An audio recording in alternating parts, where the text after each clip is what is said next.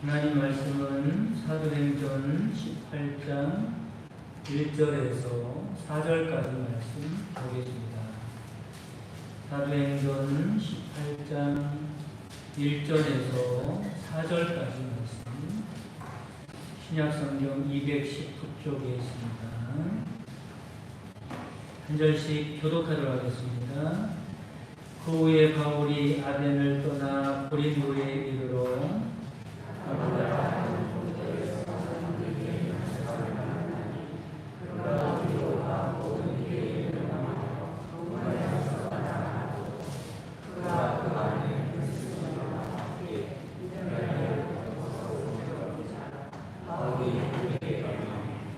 생업이 같음으로 함께 살며 일을 하니 그 생업은 천막을 만드는 것이더라. 아멘.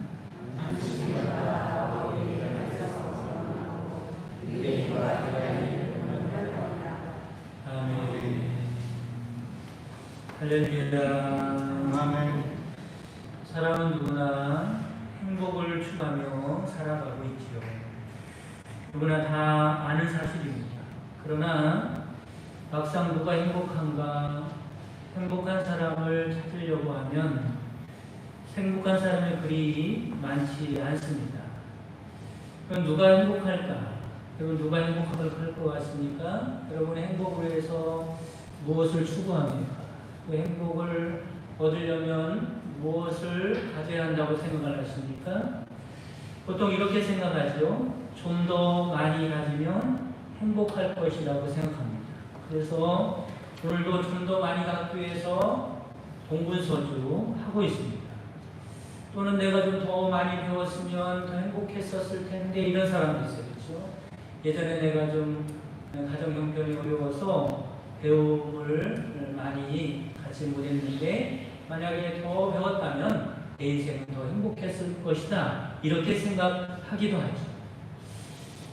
여러분, 그렇습니다. 그래서 어느 기관에서 설문조사를 했답니다. 설문조사의 대상은 재벌급 부자 100명, 하는 돈을 많이 번 사람, 재벌급에 속하는 한 100명 정도, 또 박사급에 속하는, 그러니까 박사를 받기 위해서 뭘 많이 했어요? 공부를 많이 한 사람들 100명에게 질문을 했습니다. 이런 질문이에요. 당신은 지금 행복하십니까? 라고 하는 질문입니다. 과연 이 200명 중에 몇 명이나 그렇다고 대답을 했을까? 여러분, 궁금하지 않습니까? 여러분도 한번 생각을 해보세요. 200명 중에 몇 프로나 내가 지금 행복합니다. 왜냐하면 많이 가졌기 때문입니다. 내가 지금 행복합니다. 왜냐하면 내가 많이 배웠기 때문입니다. 라고 그렇게 행복을 고백한 사람이 몇 명이나 되었을까? 몇 프로나 되었을까?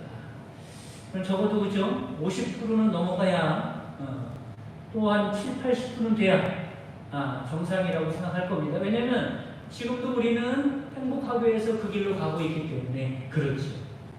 몇 명 정도가 그렇다고 대답을 했을 것 같아요? 13%에 불과했다고. 13%. 100명이면 몇 명이 그렇다고 얘기한 거예요? 13명이 그렇다고 이야기한 거죠.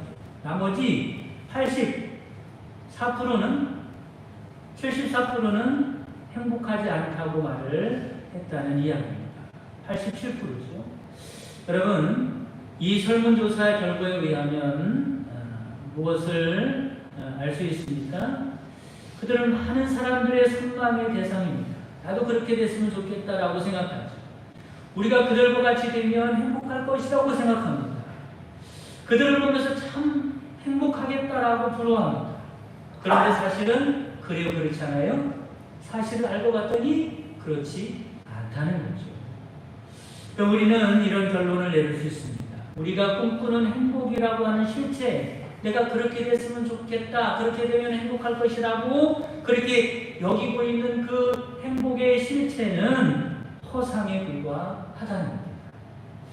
세상에서 흔히 소유가 많으면, 많이 배우면, 성공하면, 높은 자리에 올라가면, 예를 들면 대통령 정도 되면, 그러면 행복할 것이라고 생각하고 그렇게 꿈을 꾸지만 그것은 뭐라고요? 허상일 뿐이다 라고 하는 겁니다. 에 대한 허상을 갖고 살아갑니다.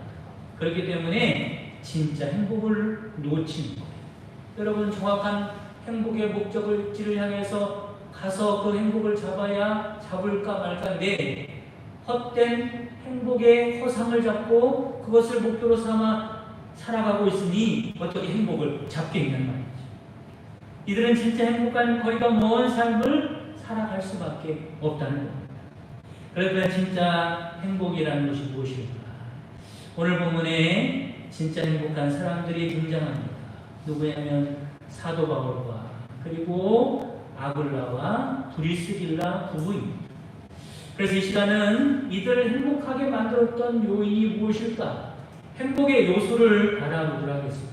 바라기는 오늘 말씀을 통해서 저와 여러분도 행복의 요소를 찾으시고 진짜 행복한 인생이 되시길 주님의 이름으로 축복합니다. 첫 번째 행복의 요소가 뭐냐면 생명입니다. 따라해보세요. 생명. 여기서 말씀드리는 생명은 단순히 육신에 붙어있는 생명을 가리키는 것이 아닙니다. 무슨 생명이겠어요? 영원한 생명입니다. 할렐루야. 영원한 생명을 얻은 사람이 행복한 줄 믿으시기를 바랍니다. 요한복음 10장 10절에 예수님께서 뭐라고 말씀하세요? 도둑이 오는 것은 도둑질하고 죽이고, 죽인다는 것은 생명을 앗아간다는 것, 영생을 빼앗아간다는, 죽이고 멸망시키려는 것뿐이요, 내가 온 것은 양으로 생명을 얻게 하고, 뭘 얻게 한다고요? 생명을 얻게 한다. 여기서 생명이라는 것은 예수님이 주시려고 했던 생명입니다. 육신의 생명을 말하는 게 아닙니다. 영생을 말하는 겁니다. 여러분, 세상에서 아무리 부귀 영화를 누려도 영생을 얻지 못하면 아무 소용이 없음을 깨달으시기를 바랍니다. 마태복음 16장 26절에 뭐라고 말씀하세요? 사람이 만일 온 천하를 얻고도 제 목숨을 잃으면 무엇이 유익하리? 사람이 무엇을 주고 제 목숨과 바꾸겠느냐? 말씀합니다. 여러분, 영생이 가장 중요함을 믿으시기를 바랍니다. 여러분, 생명 앞에서 생명이 죽는다는데 재벌이 무슨 소용이 있겠습니까? 목숨이 끊어진다는데 대학자면 무슨 소용이 있겠습니까? 이제 살지 못한다는데 대통령이면 무슨 소용이 있겠습니까? 유명인사면 무슨 소용이 있겠습니까? 그 무엇도 생명과 비교될 수 없는 것입니다. 그런데 안타깝게도 사람들은 가장 소중한 생명의 문제를 제쳐두고 엉뚱한 것을 붙잡으려고 정신없이 살아가는 겁니다. 행복의 허상을 쫓아 살아가는 것이, 여러분, 영생을 누리시고 살아가는 여러분 되시기를 주님의 이름으로 축원합니다. 프랑스 파리 근교의 어느 수도원 입구에 큰 비석 하나가 세워져 있답니다. 그런데 거기에는 짧은 글이 적혀져 있다 그래요. 그 짧은 글이 뭐냐면 그 다음에는 이렇게 새 비적이 적혀 있다고 합니다. 이 비석이 세워진 유래는 이렇습니다. 어느 청년이 법대 다니면서 어렵게 고학을 하고 있었어요. 자기가 등록금을 벌어가면서 어렵게 공부를 하고 있었습니다. 어느덧 공부를 하다 보니 졸업반이 되었어요. 그런데 형편이 너무 어려운 겁니다. 이제 한 학기만 다니면 되는데 학비를 조달할 수가 없는 거예요. 그래서 적은 돈이라도 벌어서 보태야겠다라는 생각에 집집마다 다니면서 물건을 떠다가 파는 겁니다. 그러더니 어느 집에 들어가서 문을 두드렸더니 노인이 나왔어요. 그분은 은퇴한 목회자였습니다. 그 노인은 청년의 사정을 듣고 흔쾌히 값을 후하게 지불하고 물건을 사줬습니다. 청년은 너무나 고마웠어요. 인사를 하고 보라사를 하는데 노인이 불러 세웠습니다. 청년, 잠깐 나하고 얘기 좀 하게. 그리고 이렇게 질문하는 겁니다. 자네 이제 곧 졸업하겠구만. 그러면 그 다음에는 무엇을 할 생각인가? 청년이 대답합니다. 예, 훌륭한 법률가가 돼서 저처럼 가난하고 억울한 사람들을 돕고 싶습니다. 노인이 말을 이어갑니다. 좋은 생각을 가지고 있구만. 좋은 계획이야. 그러면 그 다음에는 무엇을 하겠는가? 예, 법률가로서 돈을 많이 벌고 싶습니다. 아, 그것도 좋은 거지. 그러면 그 다음에는 뭘 하겠습니까? 예, 좋은 여자를 만나서 아름다운 가정을 만들겠습니다. 그래, 그것도 좋은 생각이고. 그럼 그 다음에는 이런 식으로 질문을 계속하는 겁니다. 여러분에게도 아마 이런 질문을 계속한다면 질문을 대답을 하고 질문을 대답하다가 끝이 오겠죠. 그 다음에는 무엇을 하겠는가? 청년은 이제 대답할 말이 다 끝났습니다. 그 다음에는 뭐를 하겠는가? 청년은 그 다음에는 뭐 죽겠지. 이제 할 게 없는 거예요. 다 했어. 죽겠지. 그래도 노인은 질문을 계속합니다. 그 다음에는 죽은 다음에요. 청년은 얼굴이 빨개졌습니다. 왜냐하면 죽은 다음에는 아무것도 생각해볼 일이 없었어요. 왜냐하면 사는 게 너무나 바쁘고 고달파서 죽음 이후의 문제를 한 번도 생각해본 적이 없기 때문에 그렇습니다. 그 말에 대답을 하지 못하고 황급히 돌아서려고 하는 청년에게 노인이 이렇게 외쳤어요. 그 다음에는 예수 안에 있는 영생이라네. 잊지 말게나. 이 세상이 전부가 아니라 당신에게는 이 세상과 비교도 안 되는 영생이 있다는 것을 이야기해 주죠. 누가복음 12장에 보면 세상 것을 산더미처럼 쌓아놓고 이렇게 고백하죠. 여러 해 쓸 물건을 많이 쌓아두었으니 내가 이제 이 세상에서 가지고 싶은 많은 것을 창고에 그득그득 쌓아두었으니 평안히 쉬고 먹고 마시고 즐거워하리라. 그러면서 만족해하던 부자에게 하나님이 뭐라고 말씀하세요? 어리석은 자여, 오늘 밤에 내 영혼을 도로 찾으리니 그러면 내 준비한 것이 누구의 것이 되겠느냐. 영생을 얻지 못한 사람의 인생, 얼마나 헛되고 얼마나 비참한 인생인지 단적으로 드러내주는 말씀입니다. 여러분, 그렇습니다. 오직 예수 안에 생명이 있음을 믿으시기를 바랍니다. 우리의 죄를 대신 짊어지시고 십자가에 피 흘려 죽으신 예수님을 믿는 자에게 하나님이 영원한 생명을 주시는 줄 믿으시기를 바랍니다. 죽음 이후에 천국이 있습니다. 이 세상에 살아가는 동안에도 하나님이 함께하는 영생의 기쁨이 있는 줄 믿으시기를 바랍니다. 이 영생을 누리고 살아가는 것이 진정한 행복임을 깨달으시기를 바랍니다. 이 생명을 얻기 전까지는 세상의 온갖 것을 다 소유하고 성취했다 할지라도 진짜 행복이 없는 겁니다. 왜냐하면 그 사람에게는 언제나 죄와 사망과 흑암의 그늘이 있기 때문에 그렇습니다. 여러분, 어떻습니까? 여러분은 영생의 요소를 갖추었다고 생각을 하십니까? 그렇다면 어떤 상황에 처했을지 상관없이 행복의 가장 중요한 요인을 갖춘 사람임을 믿으시기를 주님의 이름으로 축원합니다. 여러분, 내가 하나님과 함께하는 영생을 누리고 있다면 가장 행복한 것을 소유한 사람임을 깨달으시기를 바랍니다. 사람이요, 우리가 예수님 믿고 구원받고 영생을 소유하는 그 순간에 얼마나 기쁜지, 얼마나 행복한지 모릅니다. 얼마나 평화로운지 몰라요. 그래서 하나님께 하나님 이것이 행복입니다 고백하죠. 근데요, 좋은 것도 매일 먹으면요 그 맛을 잊어버려요. 그게 얼마나 맛있는 건지, 그게 얼마나 좋은 건지 잊어버리는 겁니다. 여러분, 혹시 우리가 그렇지 않는가 생각을 해보시기 바랍니다. 하나님께서 세상에서 얻을 수 있는 가장 행복한 요인인 영생을 허락해 주셨는데 그 맛을 잊어버리고 있지는 않습니다. 여러분, 다시 회복하는 여러분 되시기를 주님의 이름으로 축원합니다. 두 번째, 행복의 두 번째 요인이 뭐냐면 사랑입니다. 따라해보세요. 사랑이다. 사랑이다. 인간은요, 밥만 먹고 사는 존재가 아닙니다. 뭘 먹어야 돼요? 사랑을 먹어야 합니다. 인간에게 사랑은 산소와 같은 것입니다. 아무리 세상에서 온갖 것을 다 소유하고 모든 즐거움을 다 누려도 사랑이 없으면 질식해 죽습니다. 인생이 황폐한 것은 소유가 부족해서 그런 것이 아닙니다. 배움이 짧아서 그런 게 아닙니다. 지위가 낮아서 그런 것이 아닙니다. 그 인생이 황폐한 이유는 사랑이 없어서 그런 겁니다. 사람들은 본능적으로 이 사실을 잘 알고 있기 때문에 열심히 사랑을 추구하죠. 그런데 문제는 죄로 인해서 눈먼 인생들은 참사랑이 아니라 가짜 사랑에 속고 살아갑니다. 참사랑은 오직 하나님에게서 오는 줄 믿으시기를 간절히 바랍니다.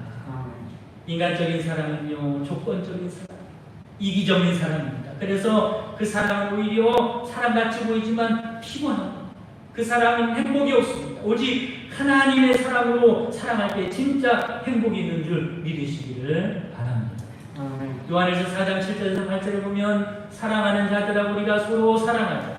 사랑은 하나님께 속한 것이니 사랑하는 자마다 하나님으로부터 나서 하나님을 알고 사랑하지 아니하는 자는 하나님을 알지 못하나니 이는 하나님은 사랑이십니다. 여기서 말하는 사랑이란 인간이 하고 있는 왜곡되거나 빗나간 사랑이 아니라 하나님의 사랑을 가리키는, 아가페 사랑을 가리키는 겁니다. 하나님은 사랑 그 자체이요. 그래서 우리가 이 진짜 사랑인 하나님의 사랑을 알기 전까지는 어디에서도 만족할 수 없는 것입니다. 우리가 찾는 그 사랑이 바로 세상에 어디 있는 사랑이 아니라 하나님의 사랑임을 믿으시기를 주님의 이름으로 축원합니다.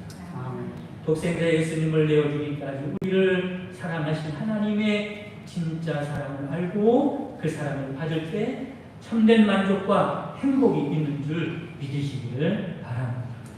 그 사랑을 받은 사람이 누구예요? 바로 사도 바울뿐 아니라 아굴라와 브리스길라가 하나님의 그 사랑을 알고 인간적인 사랑을 뛰어넘어서 아가페의 사랑을 가지고 곳곳에 가서 복음을 증거하는 사람들이 되었다라고 하는 것입니다. 세 번째 마지막으로 행복의 요소는 뭐냐면 사명입니다. 사명. 여러분 인생에는 사명이 있다는 사실을 믿으시기를 바랍니다. 나에게도 사명이 있나요? 여러분에게도 사명이 있나요? 사명이 있음을 깨달으시기를 바랍니다. 하나님은 분명히 우리를 이 땅에서 살게 하신 삶의 목적이 있다. 그렇다면 사명이 무엇일까? 돈 버는 게 사명일까? 성공하는 게 사명일까? 그게 아닙니다. 그것은 사명을 이루기 위한 도구에 불과합니다. 내가 좀 가진 것이 있다면 그 가진 걸 가지고 사명 감당하라고, 내가 좀 배운 게 있다면 그 배운 걸 가지고 사명 감당하라고 하나님이 그렇게 인도해 주신 것입니다. 무엇을 위해서 돈을 벌고 무엇을 위해서 출세를 하고 무엇을 위해 살아가느냐, 그 무엇이 중요한 거죠. 아굴라와 브리스길라는 돈을 벌었지만 돈 버는 게 목적이 아니었습니다. 무턱대고 맹목적으로 성공만 추구하는 사람들이 아니었습니다. 3절의 4절 말씀에 보면 생업이 같음으로 함께 살며 일을 하는 그 생업은 천막을 만드는 것이다. 안식을 받아 바울이 회당에서 강론하고 유대인과 헬라인을 권면하니라. 무슨 말씀을 하는 거냐면 열심히 일하고 돈을 벌어서 열심히 일하고 돈을 많이 버는 게 중요하죠. 근데 그것 가지고 생활만 하는 것이 아니라 헛만 재고 살아가는 것이 아니라 분명한 목적이 있다는 거예요. 사도 바울과 같이 동업을 할 뿐만 아니라 주의 일을 위하여 동역자의 삶을 살았다라고 하는 것입니다. 그들이 얼마나 열심을 냈는지 다른 성경 구절을 보면 잘 알 수 있습니다. 로마서 16장 3절에서 5절 말씀이면 이렇게 사도 바울이 말합니다. 너희는 그리스도 예수 안에서 나의 동역자들인 브리스가와 아굴라에게 문하나 그들은 내 목숨을 위하여 자기들의 목숨까지도 내어 놓았나니 나뿐 아니라 이방인의 모든 교회도 그들에게 감사하느니라. 또 저희 집에 있는 교회에도 문하나. 바울은 나중에 그들과 떨어져 있게 되는데 로마에 가 있을 때 그들의 안부를 물어보면서 그들에게 뭐라고 하냐면 나의 동역자라고 합니다. 그들은 돈만 버는 것이 아니라 그들은 세상에 취해서 세상의 즐거움만 따르는 사람들이 아니라 나의 동역자라는 것, 주님을 위해서 일하는 사람들이라는 것, 평신도 평범한 사람입니다. 사도 바울이 동역자라고 하면 얼마나 멋지고 행복한 것입니다. 이처럼 사람은 사명으로 해서 살아갈 때 아름답고 존귀한 존재가 됨을 믿으시기를 간절히 바랍니다.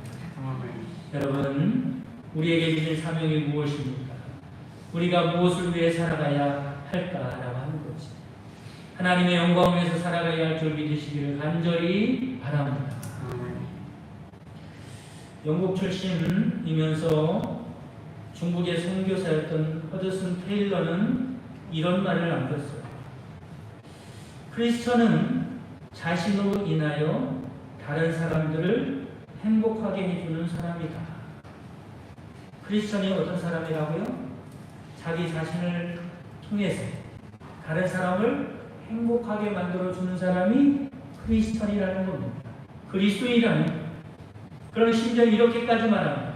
만일 당신의 부모, 당신의 형제, 당신의 자매, 심지어는 당신이 기르고 있는 개나 고양이까지 크리스천인 당신을 통해 행복해지지 못한다면 당신이 정말 크리스천인가 의문이 생깁니다. 라고 말을 했다고 합니다. 여러분, 그렇습니다. 다른 사람에게 어떻게 해주는 것이 가장 행복한 일인가? 여러분, 다른 사람을 행복하게 만들 수 있는 참된 그리스도인이 되시기를 주님의 이름으로 축복합니다. 그러면 다른 사람을 가장 행복하게 만들 수 있는 방법이 무엇일까? 그 해답은요, 자기 자신에서 찾으면 되는 거예요. 내가 어떻게 행복하게 되었는가? 앞에서 말씀을 드렸지만 어떻게 행복의 요소인 영생을 얻게 되었고 하나님의 사랑을 받고 살아가는 사람이 되었는가? 어떻게 그렇게 되었어요? 바로 예수님을 믿었기 때문에 그렇게 된 것이다 라고 하는 겁니다. 그렇다면 어떻게 다른 사람을 행복하게 만들 수 있는가? 라고 하는 답이 나오죠. 그들에게도 누구를 알 수 있도록 만들어주는데요, 예수님을 알 수 있도록 만들어주면 되는 겁니다. 말로 소개를 하든지 삶을 통하여 보여주든지 어떤 방법으로든지 그들에게 예수님을 만나게 해줄 때 그들도 행복할 수 있음을 믿으시기를 바랍니다. 그리고 이렇게 살아가는 것이 하나님께 영광이 되는 삶임을 깨달으시길 간절히 바랍니다. 사랑하는 성도 여러분, 무엇이 진짜 행복의 요소입니까? 소유입니까? 지식입니까? 성공입니까? 아닙니다. 그것은 행복의 허상이죠. 여러분, 속지 마시기 바랍니다. 그러므로 이것이 인생의 궁극적인 목적이 되어서는 안 됩니다. 여러분, 생명이 있어야 행복합니다. 사랑이 있어야 행복합니다. 사명을 감당하는 자가 돼야 행복합니다. 바라기는 가을과 아굴라와 브리스길라 부부처럼 행복의 요소를 붙들고 살아갑니다. 진짜 행복한 인생이 되시기를 주님의 이름으로 축복합니다. 아멘. 마치겠습니다. 하늘에 계신 우리 아버지여, 이름이 거룩히 여김을 받으시오며 나라의 마옵시며 뜻이 하늘에서 이룬 것 같이 땅에서도 이루어지이다. 오늘날 우리에게 용할 양식을 주옵시고 우리가 우리에게 죄진 자를 사하여 준 것 같이 우리 죄를 사하여 주옵시고 우리를 시험에 들게 하지 마옵시고 다만 악에서 구하옵소서. 내 나라와 권세와 영광이 아버지께 영원히 있사오니. 아멘.